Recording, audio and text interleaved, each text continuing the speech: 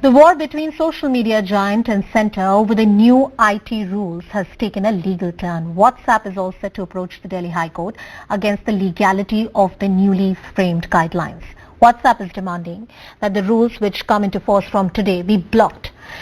The company says that they are violative of right to privacy. The company has asserted in that legal challenge and also a statement that has been put out that trying to identify the first originator of information will violate privacy of citizens. Indian government versus WhatsApp. There is an intense debate about what exactly constitutes privacy. What are the adequate checks and balances that should be there? We take you through the key arguments. First of all, the centre is saying you must disclose the first originator of messages. When the central government says that, they are largely talking about national security issues. WhatsApp is saying you cannot expect us to trace chats of users because this also disproportionately gives the executive government the access to privacy of citizens, and we can't allow that. You're bound by law to remove the flagged content. We can't be expected to scrutinize every single message. The quasi-adjudicating nature that WhatsApp has been asked to do at some instances and not so quasi-adjudicating at some instances is the problem here. Appoint Indian citizens to key compliance roles, nodal officers that should be appointed. New social media norms are a violation of the right to privacy. The Puttaswamy judgment of the Supreme Court of India, that's what they are saying at the Delhi High Court. Now joining us on the broadcast is our contributing editor Aditya Rajkol. He's live with us. Ashutosh Srivastav, who's a cyber law expert, is also with us on the broadcast. Thank you, Ashutosh, for joining us on the broadcast. Aditya, I'll come to you first and I'll take in a word from you because you also got us that statement from WhatsApp. Help us understand the key defense that the company is putting forward. In a cryptic manner, it says that it's not going to comply with everything. There is a hint that they will fight this legal battle tooth and nail. Well, that's right. It does seem like WhatsApp is not going to relent, and WhatsApp has approached the Delhi High Court now, saying that there are privacy concerns. With the new IT rules from the Government of India, it clearly signifies that end-to-end encryption cannot continue, and the first originator of message will have to be revealed. That's what the new IT rules clearly signify. But WhatsApp says that this cannot happen. They cannot reveal the original sender of the message. They cannot track down each and every messenger. And if you remember, similar kind of instance happened a few years ago between Government of India and BlackBerry. Not just Government of India, but several other governments and BlackBerry as well. And this time around, it is WhatsApp. We have spoken to the spokesperson of the WhatsApp who has confirmed this development and said that they will be approaching the court because they have left with no choice but to seek the opinion of the Honorable Court. So there are privacy concerns, and this comes at a time when several social media giants are in loggerheads with the Government of India, with the Twitter India also, in fact, not exactly agreeing with the kind of statements that have come in from the Government of India and the rules. The 3-month due date ends today. What happens after today is that the criminality really comes in, and all the criminal cases that can be filed against Twitter, all large social media giants will really continue. So at this moment, not many options left. We see this only intensifying in the coming days and weeks, not just with Twitter and WhatsApp, but several other social media giants as well. As of now, we'll have to wait and watch what course the Delhi High Court really takes, because this is a very, very to all these thin line. social media companies, Aditya, as you're pointing out, because they've not complied with the regulations. Ashutosh, I'm coming to you. Why don't you simplify it for our viewers? Let's keep the citizen, an ordinary citizen of this country, at the center of this debate.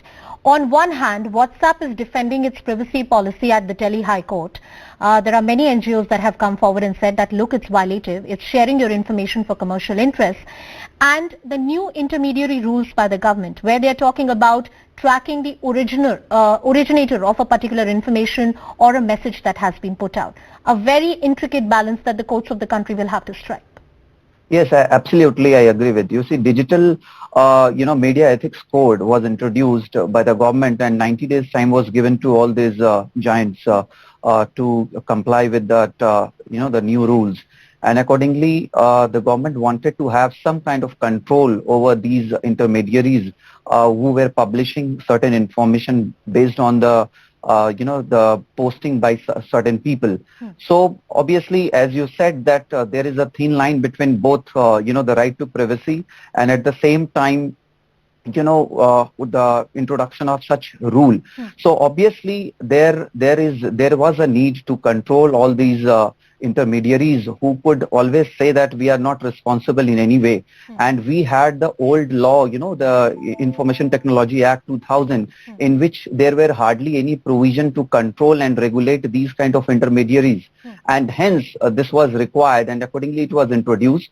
However, as we know that these tech giants were given 90 days, but they have neither complied, and instead they are trying to buy time. Now they have filed the suit before Delhi High Court.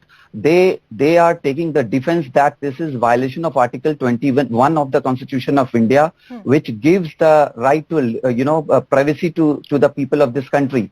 But see, the right of privacy is one part. Obviously, the right of privacy has to be maintained, as it was decided by the Honorable Supreme Court in the Puttaswamy case in 2017. But at the same time, the people feel that these intermediaries should have some kind of regulations to control. Otherwise, I'm going to simplify this. I'm going to simplify this for our viewers. It is absolutely correct that if you operate in India, you must comply with the Indian laws. Indian laws are framed in a manner so that there is proper regulation, so that various provisions of Article 19, under which you operate as an intermediary, under which you operate as an IT platform, let people express their views. But at the same time, all the limitations that have been cited in Article 19 are also taken care of. At many instances, the government has come out with these regulations, and talking particularly about the 2021 regulations, you would know that they're already at challenge at the Delhi High Court by certain news media organization, online news media organization. Kerala High Court is also looking at this matter. Help us understand, in this larger run, the debate is also that we must have a robust grievance redressal mechanism, that neither the corporate entity nor any elected government of the day should have undue advantage over the privacy of a citizen. Yes, I think, this will be a very, intense task for any court like Delhi High Court to balance the equation between the privacy, between the freedom of speech and expression, and also about the regulation of all these intermediaries, because all these things are important for the Indian citizens. So on one hand, we should have the regulation of the intermediaries, we should have control over them. At the same time, we should have the balance of our freedom of speech and expression, and also the right to privacy of the people of this country. So this is how I think the court will have to make the guidelines and rules hereafter, which will actually serve the purpose of the constitution of this country, and also will balance the equation between the right to privacy and also the regulating these intermediaries in such a way that all the things are placed in a proper way in the benefit of the people of this country. Citizens should be at the center of the debate. I agree with you. The citizens should be at the center of the debate. Aditya Rajkol, he's been tracking all the developments. Aditya, if I were to try and understand from you, the thinking within the government right now, the law minister is repeatedly on record to say, look, if you're operating in India, he said that on the floor of the House, you must comply with the Indian laws. While that principle is all right, at the High Courts, there is an intense legal battle that will continue to go on. Privacy will be argued by each side for their own benefit. The larger sentiment that you pick up from the government, will there be any coercive action that will be taken against them, or they are likely to buy some more time from the government authorities? Well, coercive action certainly, Anusha, will continue because the due date is going to end today. It isn't that any kind of social media will be banned. No. There's been a lot of debate over the social media over the last 48 hours that will WhatsApp, Facebook, Instagram or Twitter be banned. I don't think so. That's certainly not going to happen. But the criminality angle will come in. They will be liable for any kind of criminal action, like individuals like you and me or others can approach the courts, can file FIRs individually against them. Apart from that, what is the government of India really saying? There is a two-pronged approach. One, yes, the law of the land has to be, completely respected and abided by all these social media giants. Secondly, with changing times, you need to abide by the laws and also change laws dynamically. And that's why there are two important concerns. One is a national security aspect. There has been security concerns with WhatsApp and several other social media giants as well, with fake news also, coming in, and fake news has to be challenged, not just by fact checking, but sometimes trying to reveal who exactly is spreading this, what exactly is the intention behind this. One example for this is few years ago in Kashmir, the kind of separatism and violence and stone pelting that was peddled by Pakistan. WhatsApp groups were used dynamically by administrators sitting in Pakistan to fuel violence in India. Similarly, with the Indian elections, with the vaccines and COVID-19, a lot of fake news is traveling. So Government of India says there are national security repercussions. There is fact and fake news actually that needs to be challenged. Okay. And certainly the high courts will consider that dynamically, because this also concerns the citizens. So at this moment, we feel that this is going to only intensify further in the courts, and Aditya, we haven't seen that the end limb of the argument, when you talk about the national security, that limb of the argument from the central government has been very crucial to their debate and to their arguments at various forums, whether it's the Supreme Court or the High Court. The suggestion that has repeatedly come from various benches, whether it was the Supreme Court or the High Court, that this is an intricate balance that needs to be struck and you need robust mechanisms to deal with it. That's what the expert was also pointing out on the broadcast. But thank you so much for joining us on the broadcast, sharing your thoughts.